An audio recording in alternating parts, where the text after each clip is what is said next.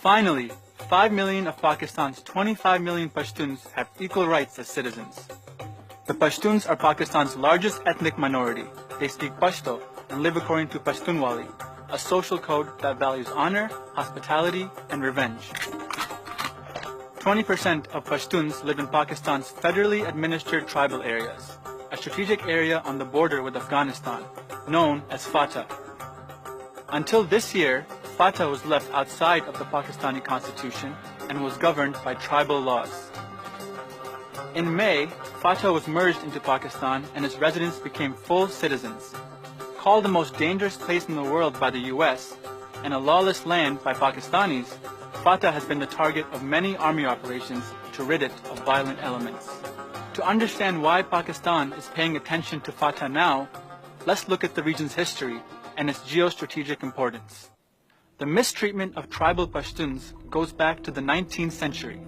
From British India onwards, tribal Pashtuns have been isolated from and dehumanized in mainstream society.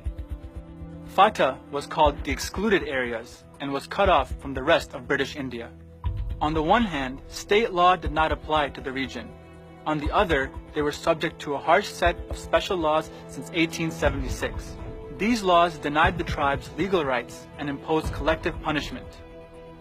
This was all enforced by British-appointed political agents with absolute power who paid off tribal elders to control them.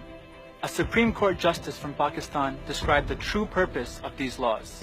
The legal system imposed by the British was intended to rule the masses through a class of loyals from the area, thus ostensibly depicting a policy of non-interference in their centuries-old system, although in fact the object was to keep them away from a universally recognized judicial system and instead give them a sugar-coated legal device.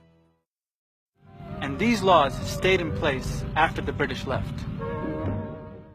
During the partition of 1947, Pakistan and India became separate countries, and this region became known as FATA. Pakistan spent most of its time and resources towards the Indian border and did not pay that much attention to the tribal areas. As a result, FATA became the least developed area in Pakistan. It has a literacy rate of 33% and 60% of the population lives below the poverty line. The existence of the tribal belt on the margins of Pakistan meant that the region was vulnerable to infiltration by smugglers and fighters. It wasn't until the 1970s when FATA's unique location and legal status began to be exploited by external powers. The 1979 Soviet invasion of Afghanistan shone a spotlight on FATA. The US, fearing Soviet expansion, partnered with Pakistan and Saudi Arabia to fund the Mujahideen, fighters who would be used to push back the Soviets. The Mujahideen began recruiting and training fighters in the tribal areas. Although they defeated the Soviets, there were unintended consequences.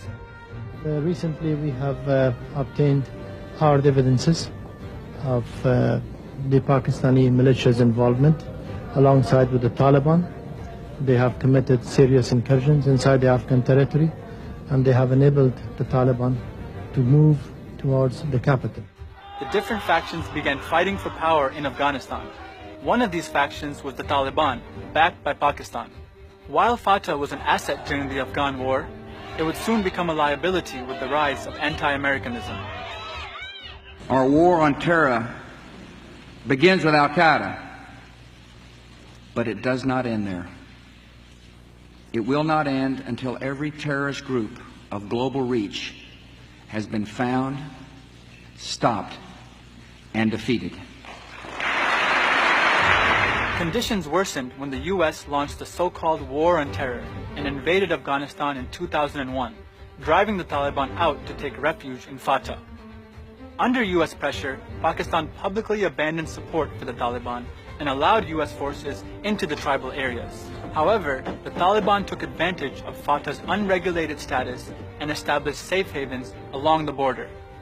A prolonged period of conflict in FATA began, with fighting between the Pakistani military, US forces, and fighters loyal to various groups raging on. Meanwhile, the tribes were trapped in the fighting. More than 1,000 tribal elders were killed, deteriorating the traditional tribal structure. Thousands of Pashtuns disappeared without a trace.